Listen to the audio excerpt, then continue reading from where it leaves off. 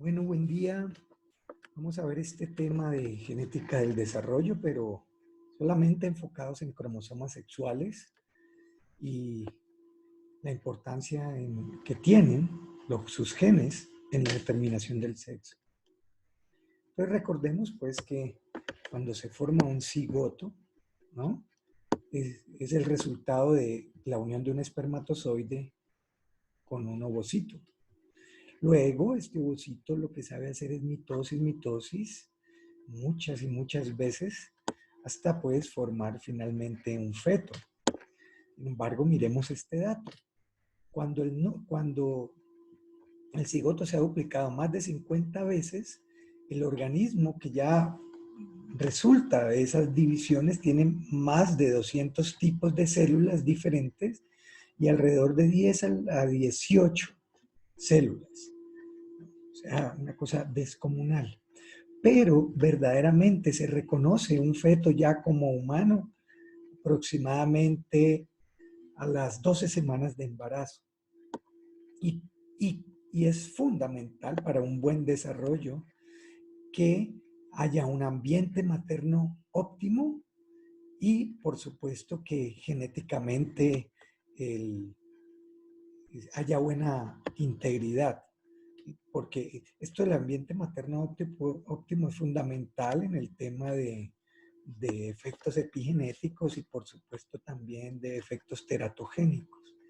Y la integridad genética, pues porque al fin y al cabo los genes son los que comienzan a expresarse y van diferenciando los diferentes tejidos, sistemas, órganos, ¿no? Entonces nos vamos a enfocar solo en los cromosomas X y Y, y bueno, ya sabemos que ellos tienen su propio modo de herencia y están implicados en la determinación del sexo. Cromosoma X con alrededor de 2000 genes, cromosoma Y con menos de 500 genes. Hay diferencia tanto en estructura como en la regulación de la expresión de esos genes. Y hay un sector que tienen ellos en común, que aquí lo vemos, que se llama la región pseudoautosómica. Mire que es en la región terminal del cromosoma X, tanto en P como Q, y lo mismo en el Y, ¿no? Tanto en P como Q, en donde hay homología de genes. Y por eso durante la meiosis masculina se pueden aparear y entrecruzar. Entonces, a estos genes que están ubicados por fuera de la región pseudoautosómica en el cromosoma X se le llama genes ligados al sexo. Y a los que están por fuera de la región pseudoautosómica en el cromosoma Y se le llaman genes holándricos. Bueno, ¿cuál es la base cromosómica de la determinación sexual? Entonces ya dijimos pues que determinan un papel determinante en la determinación del sexo primario gonadal. De hecho, un cariotipo de una mujer es 46XX y el de un hombre es 46XY.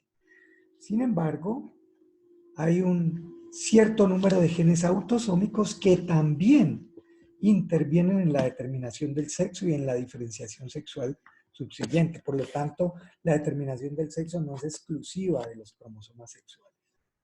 Y eso es importante tenerlo presente. Aquí tenemos, pues comenzamos a hablar del cromosoma Y.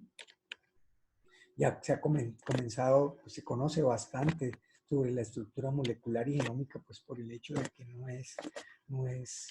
es un cromosoma con pocos genes.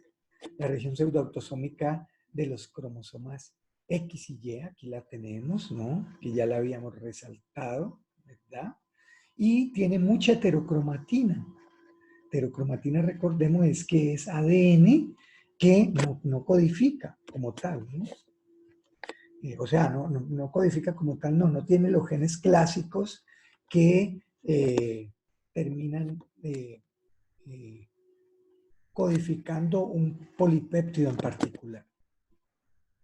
Entonces ya sabemos que en la meiosis en el hombre, esta región pseudoautosómica, que ya sabemos dónde está ubicada, en XP en el X, YP en el Y, y también YQ y XQ, como ya mostramos, presentan homologías. Y por tanto, en la meiosis recuerden que Las regiones homólogas se buscan y se aparean y sufren recombinación genética, ¿no? Eso que, recuerden que eso ocurre en la meiosis 1. Que aquí los tenemos, ¿no? Entonces esto, durante la meiosis masculina, como hacen homología, se pueden intercambiar. ¿Cuál es el rol del cromosoma Y en la formación del sistema reproductivo? Entonces, en la semana 6 del desarrollo embrionario de ambos sexos, células sexuales primordiales se ubican en las crestas gonadales, donde están rodeadas por cordones sexuales y forman lo que se llaman las gónadas primitivas, que son bipotenciales, o sea, todavía están indiferenciadas, pueden coger para cualquier perfil, o el perfil genético masculino o el femenino. ¿De qué va a depender? Pues de su constitución genética. Entonces, si tiene cromosoma Y, el embrión se le activan esos genes en el cromosoma y van a inducir el desarrollo de testículos, como lo vemos aquí, ¿no? Estos son protestículos, ¿no? Están en el cromosoma Y, ¿verdad? Mientras que si no los tienen, cogen hacia ovario, ¿no? Hacia la formación de ovarios.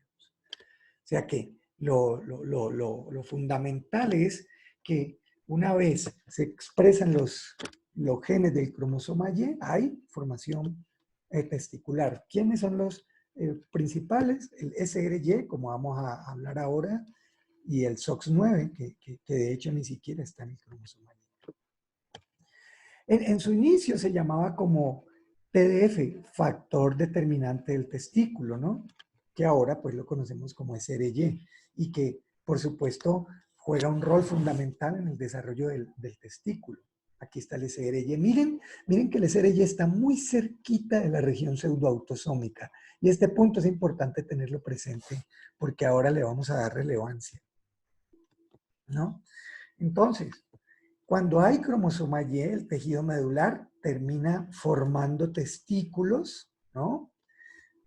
Con túbulos seminíferos, células de Leydig que secretan andrógenos por estímulo de la hormona de crecimiento placentaria, ¿no? Aquí lo vemos. Entonces aquí vemos la gónada indiferenciada, pero si hay expresión de genes del cromosoma Y, fundamentalmente del SRY, coge el perfil hacia el varón, ¿no? Y entonces, como vamos a ver ahora, el conducto de Müller entra en degeneración y el conducto de Wolff predomina y viene la formación finalmente del testículo. Estas células germinales primordiales por mitosis sucesiva generan espermatogonias, o sea, ya estamos hablando de testículos, que recubren paredes de los túbulos seminíferos donde residen junto con las células de sostén de Sertoli. Sin cromosoma Y, la gónada forma un ovario que comienza alrededor de la semana 8 de gestación, o sea, cuando no hay expresión de genes del cromosoma Y, entonces coge este camino, ¿no? Y eso ocurre durante varias semanas, la corteza se desarrolla, la médula involuciona, el conducto de Wolff entra en degeneración y las oogonias se empiezan a desarrollar dentro de los folículos, ¿no? Aquí pues. Oogonias entran en meiosis 1, recordemos, al final del tercer mes se detiene en fase de ictiotene hasta cuando se produce la ovulación, pues cuando viene la menarquia. ¿Verdad? Me observen que esto es a partir de la semana 8, ¿no? Muy bien. Los conductos genitales, entonces, en el varón se desarrollan por engrosamiento de crestas genitales donde las células germinales primordiales han migrado. Entonces, en este caso son las células de Leydig de los testículos fetales, mírenlas aquí, comienzan a producir testosterona que lleva a que los conductos mesonéfricos, o también llamados de Wolff, formen los conductos genitales masculinos. Y por otro lado, la célula de Sertoli, que aquí la vemos, produce la hormona antimuleriana, que ¿qué hace? Lleva pues a que se genere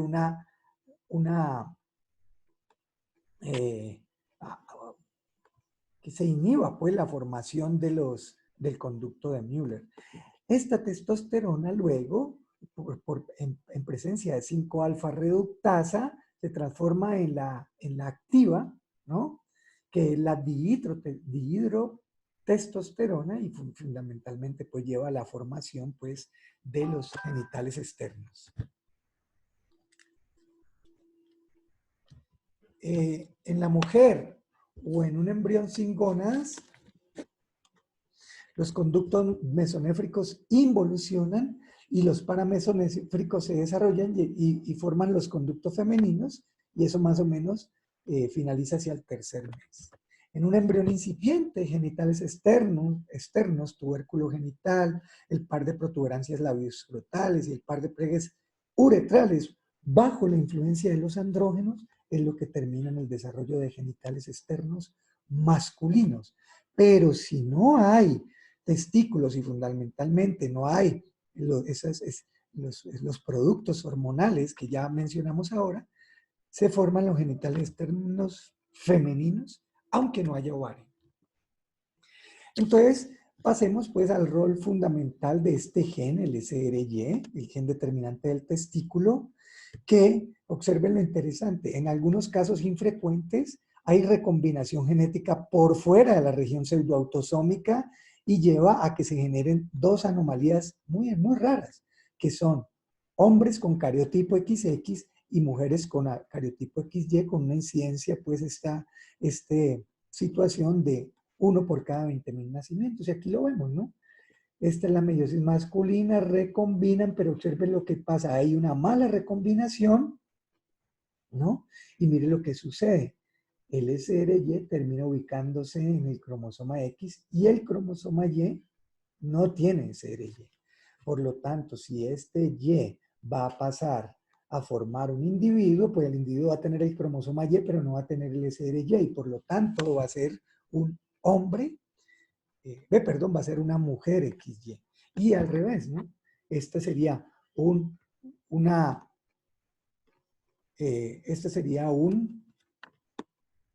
si este se une a otro cromosoma X, ¿esto qué terminaría formando? Un hombre XX, ¿no? ¿Por qué? Pues porque este cromosoma X tiene el SRY. Esto se comenzó a estudiar, pues, cuando se comenzó a entender gracias a traslocaciones a nivel que se podían ver a nivel citogenético.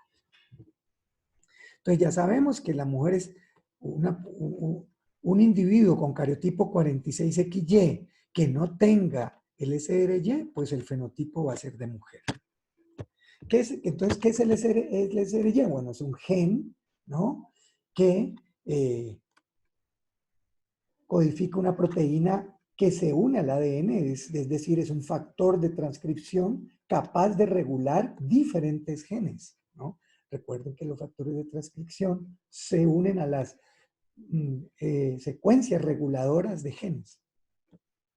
Entonces ya dijimos pues que el SRY es equivalente al gen TDF o al factor determinante de testículo. Volvamos a precisar que se ubica cerca, pues, ¿no?, del límite pseudoautosómico y que está presente en muchos hombres 46XX. Y mujeres 46XY pueden tenerlo bien sea deleccionado o una mutación que afecte de tal manera al gen SRY que le comprometa totalmente la función. Ya sabemos pues que se expresa brevemente al principio del desarrollo en las células de la cresta germinal junto antes de la diferenciación testicular. Este punto es muy importante resaltarlo, y es que la presencia o ausencia del gen SRY de cualquier manera no explica todos los casos de determinación sexual anómala. Por ejemplo, se conoce estadísticamente que el gen SRY explica alrededor de un 15% de los casos de mujeres 46Y, pero no estaría explicando el 85% de los casos de mujeres ¿no?, de 46XY. Por ejemplo, no está presente en cerca del 10% de hombres XX sin ambigüedad genital. No está presente en la mayoría de casos de hermafroditas verdaderos. Recuerden que un verdadero hermafrodita es aquel que tiene tanto tejido testicular como tejido ovárico. No está presente en la mayoría de casos de hombres XX con genitales ambiguos. ¿Qué es lo que sugiere esto? Pues que hay otros genes implicados en la determinación sexual. Importante tener eso presente porque ahora más tarde lo abordaremos. Bueno, ahorita precisemos un poquito lo que tiene que ver con genes ligados al cromosoma Y y propiamente espermatogénesis, que ya sabemos es la formación de espermatozoides. Entonces, por ejemplo, se ha visto que en YQ de lecciones intersticiales se asocian a un aproximadamente 10% de casos de casos de azoospermia no obstructiva y a un 6% de casos de oligospermia grave. Azoospermia no obstructiva es que los conductos deferentes, por ejemplo, no están obstruidos y sin embargo estos individuos no presentan en el eyaculado espermatozoides. O sea que en un 10% de individuos con azoospermia se asocia con delecciones intersticiales en YQ. Se sugiere que uno o más genes denominados factores de azoospermias o AZF,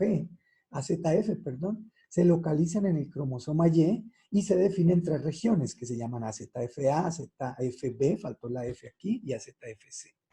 Ahorita vamos a ver un esquema de ellos. La región AZFC contiene varias familias de genes expresados en el testículo, incluyendo unos genes que se llaman DAX, que quiere decir deleccionados en azoospermicos, que codifican proteínas de unión al ARN que se expresan solo en células germinales premeióticas del testículo, o sea, factores de transcripción. Aquí tenemos pues AZFA, AZFB y AZFC, ¿no? Miren que es región intersticial del cromosoma Y. Se observan en aproximadamente uno de cada 4.000 hombres una delección de novo de esta zona de la ZFC y están mediadas por recombinación entre secuencias largas. Delecciones a ZFA y a ZB, o sea, son menos frecuentes y también surgen con recombinaciones. O sea, ¿qué quiere decir? Que tienen secuencias homólogas parecidas, pues no, o sea, muy parecidas en su secuencia de nucleótidos. No se conoce la prevalencia de las mutaciones, delecciones y variantes de secuencia de AZF en la población general de hombres, ni su contribución al fracaso de la espermatogénesis. Hay cerca de un 2% de los hombres infértiles sin anormalidad asociada muestran graves defectos en la producción de esperma y delecciones o mutaciones de nuevo pueden responder por una importante proporción de estos casos. Sin embargo, no olvidemos que el efecto de la modernidad, ¿verdad? La manera en que vivimos hoy, la exposición a tantos tóxicos que abundan incluso en nuestra alimentación, pues puede llevar pues a que expliquen pues la prevalencia de hombres infértiles. Hombres con infertilidad idiopática desconocida se les debe realizar cariotipo, por supuesto, y hacerle análisis molecular de la región AZF. ¿En qué casos? En azoospermia y oligospermia grave, como para descartarlo, ¿no? Se ha descrito mutación puntual de novo en un gen ligado al cromosoma Y, el gen USP9Y, cuya función no se ha descubierto, pero que es necesario para la espermatogénesis normal, ¿no? Bueno, trastornos del desarrollo gonadal y sexual. Entonces, ya sabemos pues que el sexo genético de un individuo se establece en el momento de la fecundación, pero hay algunos recién nacidos donde es difícil o imposible determinar el sexo debido a que los genitales son ambiguos, ¿no? Presentan los genitales ambigüedad. Las anomalías varían entre hipospadias, como ustedes las ven aquí. Observe que la uretra pues, se abre en diferentes partes no en la parte terminal, ¿no? Del glande, sino en la porción ventral, ¿no? Por eso se llama coronal, uretral y escrotal o peritoneal, ¿no? O que haya hiperplasia de clítoris en mujeres, ¿no? Recordemos que en el hermafroditismo como tal hay tanto tejido ovárico como tejido testicular. Entonces, cuando hay anomalías de genitales externos e internos, no, cuando se hace cariotipo a estos individuos, algunos no presentan alteraciones citogenéticas de cromosomas, ¿no? Sexuales. Y esto puede deberse a anomalías cromosómicas, bien sean autosomas y o a alteraciones monogénicas o a causas no genéticas. Por lo tanto, es esencial determinar el cariotipo en la investigación de estos pacientes, ya que puede guiar tratamiento quirúrgico y psicosocial, como también consejo genético. Este punto es muy, pero muy complejo, ¿no? Eh, pero por supuesto tiene una historia a contar, y es que antes, a voluntad del cirujano, y dependiendo de lo que podía inferir respecto al cariotipo, se podía, un individuo con genitales externos, dependiendo del cariotipo, si por ejemplo era 46XY, entonces se orientaba la cirugía a generar o a terminar de completar un genital masculino, ¿no? Y eso determinaba pues la orientación psicosocial. Pero, por supuesto, aquí se cometieron muchos errores porque ya sabemos que el cariotipo no define. Ya vimos que hay individuos que son XY, pero que en realidad su fenotipo es femenino, ¿no? Pero más aún, como tiene este aspecto psicosocial y están involucrados muchos más genes, entonces orientar la cosa es muy, pero muy complejo, ¿no? Y entonces, personas que les orientaron el sexo genital hacia varón, resultaba que, ¿cómo decimos? Su sexo mental, emocional, era femenino. Pues claro, una contradicción pues muy, pero muy fuerte. Alteraciones citogenéticas observadas en múltiples pacientes han ofrecido datos importantes acerca de la localización y de la naturaleza de los genes implicados en la determinación y diferenciación sexual. Pero hoy día, pues ya con el advenimiento de la genómica, ya estas cosas se pueden precisar más a nivel molecular. Entonces aquí tenemos ejemplos de genes implicados en alteraciones de determinación y diferenciación sexual. Entonces, por ejemplo, el SRY, ya lo mencionamos, ¿no? El SOX en el 17, que se asocia en mujeres con displasia, mujeres XY con displasia campomélica y hombres XX con duplicación genética del SOX9. El DAX1, que está en el X, cuando está duplicado, termina que un individuo con XY presenta fenotipo de mujer, ¿no? Entonces ustedes ven que ya se han venido descubriendo genes por fuera del X, ¿no? Y del Y, como el 17, el 9, el 11, el 1, el 3, que estarían implicados pues en determinación y diferenciación sexual. Comentamos pues que históricamente las alteraciones citogenéticas fueron las que dieron la mano para comenzar a ir entendiendo estos pacientes con reversión sexual o genitales ambiguos. Por ejemplo, observaron duplicación de esta banda 1P31T35, que finalmente se descubrió que estaba este gen WNT, y observen que está en el 1, y son individuos XY, pero que fenotipo es mujer, ¿no?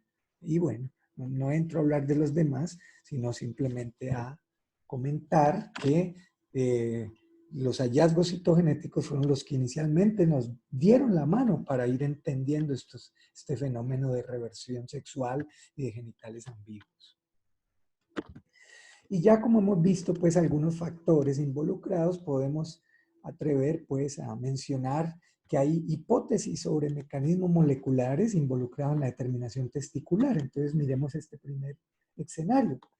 En el feto XX normal y en el feto XY con mutación o de elección de SRY, se generan factores antitesticulares, como por ejemplo el DAX1 que lo mencionamos ahora, que terminarían inhibiendo el desarrollo del testículo y por lo tanto el fenotipo sería femenino, ¿no? Como lo dijimos aquí.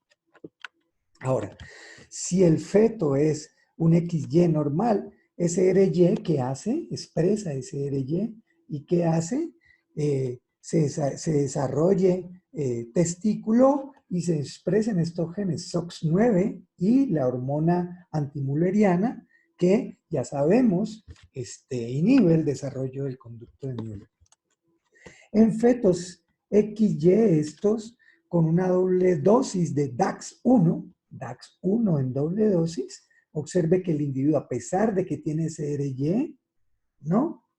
El efecto final es que esta doble dosis de DAX1 lleva a que se contrarresten la acción de los genes testiculares y por lo tanto el individuo termina con fenotipo femenino. Y finalmente, una alteración en los genes antitesticulares.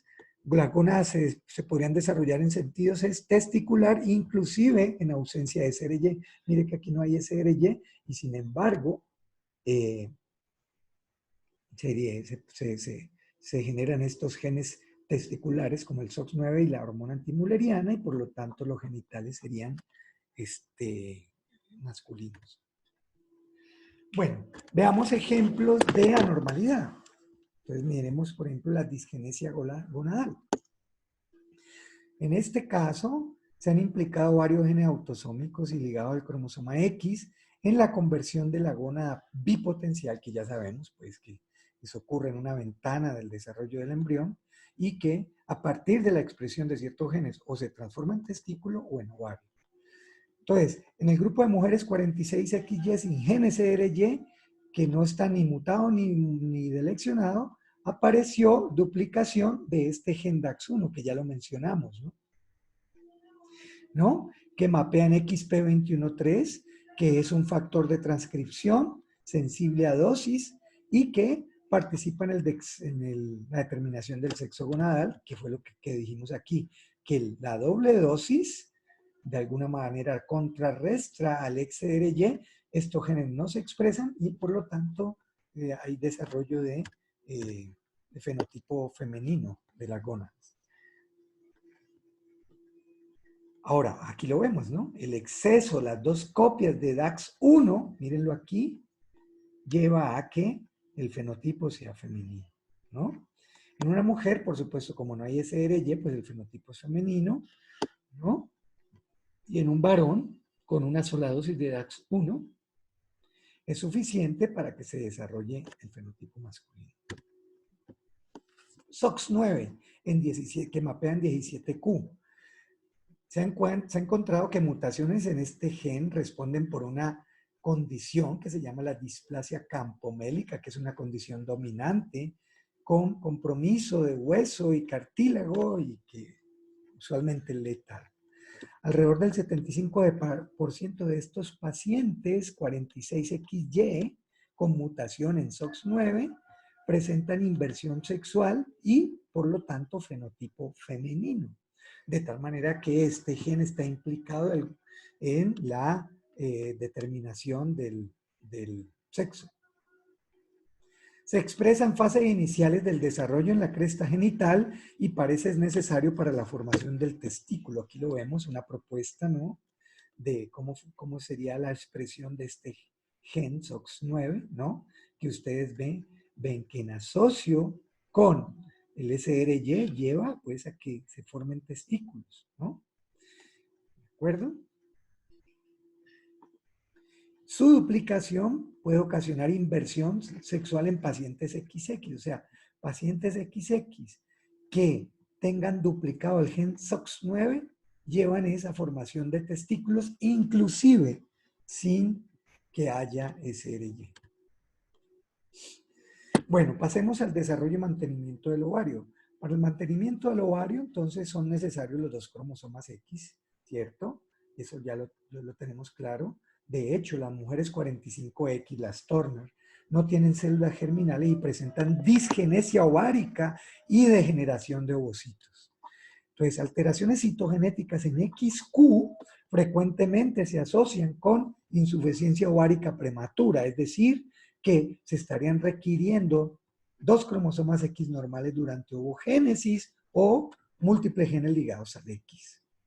De tal manera, pues, que se ha visto que mutaciones en un gen que se llama el FOXL2, que mapean 3Q de mujeres XX, se asocia con insuficiencia ovárica prematura. Observemos que este ya no es un gen en el X, sino en el cromosoma 3.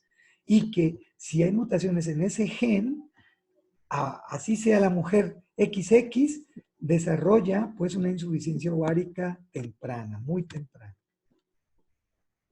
Entonces aquí vemos una especie de resumen donde tenemos la gónada bipotencial, si el individuo es normal 46XX con todos los genes sin problema, entonces hay formación de ovario, ya se ha conocido pues todos estos genes importantes en la expresión del ovario, el desarrollo folicular, se extravió. Y en el individuo normal 46XY tenemos la expresión de unos genes, el SRY, el DAX1, que está en una sola dosis, el SOX9, ¿no? Bueno, y otros, WT1, SF1, que finalmente llevan la formación de testículos, formación de la hormona antimülleriana, de tal manera que hay una regresión del conducto de Müller, y por las células de Leydig por presencia de testosterona y la dihidrotestosterona, finalmente diferenciación sexual masculina. Pero hay anormalidades. Entonces tenemos, por ejemplo, el caso del pseudohermafroditismo femenino, en donde no son verdaderos hermafroditas, solamente, ¿qué quiere decir eso? Que solo poseen tejido gonadal de un sexo y ese determina, pues, lo determina su constitución cromosómica. Entonces tenemos mujeres pseudohermafroditas 46XX que presentan tejido ovárico normal, pero los genitales internos son ambiguos, ¿no? Ambiguos. No hay claridad en esos genitales. O incluso pueden ser hasta masculinos. En general, estos casos lo explica una situación genética que se llama un trastorno autosómico recesivo, que se llama hiperplasia suprarrenal congénita, donde defectos de enzima de la corteza suprarrenal necesaria en la biosíntesis del colesterol, ¿no?, llevan a que se genere virilización de lactantes del sexo femenino. Esta hiperplasia suprarrenal congénita responde pues por cerca de la mitad de casos de ambigüedad genitales externos. Hay una producción excesiva de andrógenos, lo que lleva a una masculinización de genitales externos, ¿no?, como lo ven aquí en las diferentes gráficas, ¿no? Donde en esencia hay aumento en el tamaño del clítoris y hay una fusión de los labios con formación de estructura parecida a escroto, como lo vemos aquí. El defecto más común de esta condición es lo que se llama la deficiencia de la 21-hidroxilasa, con una incidencia de 1 en 12.500 nacimientos, que termina en bloqueo de la síntesis normal de glucocorticoides y mineralocorticoides, que llevan a un incremento de la biosíntesis de andrógenos en embriones XX y XY, ¿no? Entonces, los niños con deficiencia de 21-hidroxilasa nacen con genitales externos normales, claro, ¿no? Son XY, no son, no, o sea, hay, si son XY y no hay implicación en ninguno de estos genes de determinación sexual, pues los genitales van a ser masculinos, ¿no? Entonces, por eso pasan como genitales externos normales, pero también, y pueden pasar desapercibidos en la infancia, pero, ¿no? En el caso de mujeres con deficiencia 21-hidroxilasa, 25% de esos casos van a presentar una virilización simple y un 75% de los casos van a presentar pérdida de sal, que es muy grave, que puede llevar a la muerte neonatal. De tal manera que las mujeres 46XX con hiperplasia suprarrenal congénita requieren oportuno tratamiento médico, quirúrgico, psicosocial para mejorarle tasas de fertilidad y potenciar la identidad femenina normal. Aquí lo vemos, ¿no? Entonces aquí vemos lo que mencionábamos, la clásica perdedora de sal 75%, la grave, la virilizante simple 25%.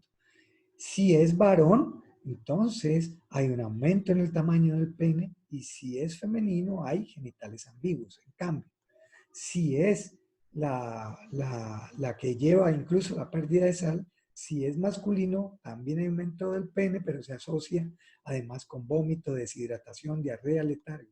Y si es femenino, también hay genitales ambiguos, ¿no? Acompañada de los demás síntomas. En la no clásica, el inicio es tardío, involucra ambos sexos y pues los signos y no son tan evidentes. Por ejemplo, aquí tenemos pseudohermafroditismo masculino, miremos este caso, ¿no? Donde hay individuos 46XY con testículos, pero conductos genitales y externos incompletamente masculinizados. Una sería, por ejemplo, la deficiencia de esta enzima, que ya la conocimos ahora, que es la esteroide 5-alfa reductasa, que convierte testosterona en dihidrotestosterona, que es la forma activa de la hormona.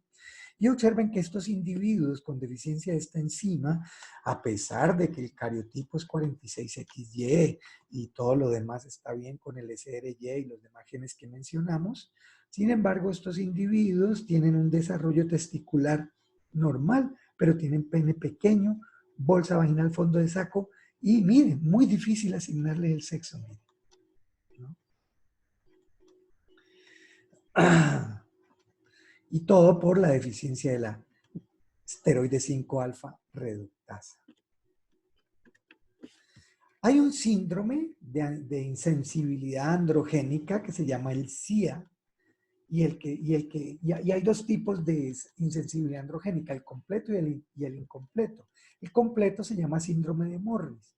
Son individuos cuyo cariotipo es 46XY, genitales externos, femeninos y normales, como ustedes pueden ver en la diapositiva, pero tienen problema pues con las estructuras, vagina ciega o en fondo de saco, carecen de útero, de trompas, por lo tanto son infértiles, y en el fenotipo sí hay una particularidad, poco vello axilar y púbico, y además presentan testículos en el abdomen, o sea,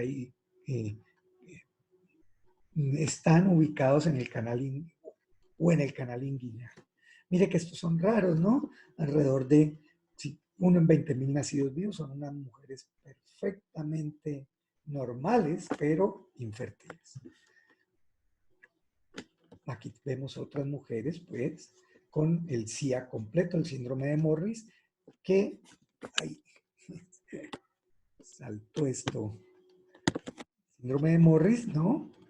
Que,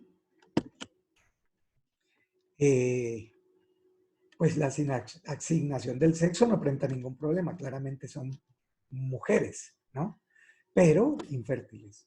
¿Cuál es el defecto genético? Está ubicado, pues, a nivel de un gen que se llama el receptor androgénico ligado al X, en XQ11, que, como lo muestra la diapositiva, no puede interactuar con la testosterona, ¿verdad? Y por lo tanto, si no, no hay esa interacción, pues, con estas hormonas masculinas, pues no se induce la formación del fenotipo masculino. De tal manera que no, a nivel molecular no hay transcripción de estos genes que son fundamentales para la diferenciación masculina. De hecho, hay el daño del gen es el que termina definiendo si es CIA completo o CIA incompleto, bien sea por compromiso completo, daño completo del gen o mutaciones que no del todo, o sea, se pueden formar este receptor en poca cantidad o con poca funcionalidad, pero al menos funciona algo. En cambio, en el CIA completo no hay función porque no hay formación. Entonces aquí lo tenemos, ¿no? Entonces, por ejemplo, tenemos individuos 46XY con mezcla de características femenina y masculina en el caso de CIA incompleto y afecta a uno de cada 64,000 hombres, más o menos. Son hombres, ¿no? Con ambigüedad genital, pero también observen que tienen mamas, ¿no? Y el vello púbico es de distribución eh, femenina, pero digamos que hay un rango en donde se mueve, como lo vemos aquí, ¿no? El CIA incompleto, predominantemente cuando es predominantemente femenino, entonces hay testículos inguinales, clitoromegalia, se agranda, fusión de labios, variabilidad de oficios uretrales, desarrollo mamario. Cuando es ambiguo, ahí no se sabe si es un micropene o una clitoromegalia, como este caso aquí, ¿no? Testículos no descendidos, hipospadias, ginecomastia en pubertad.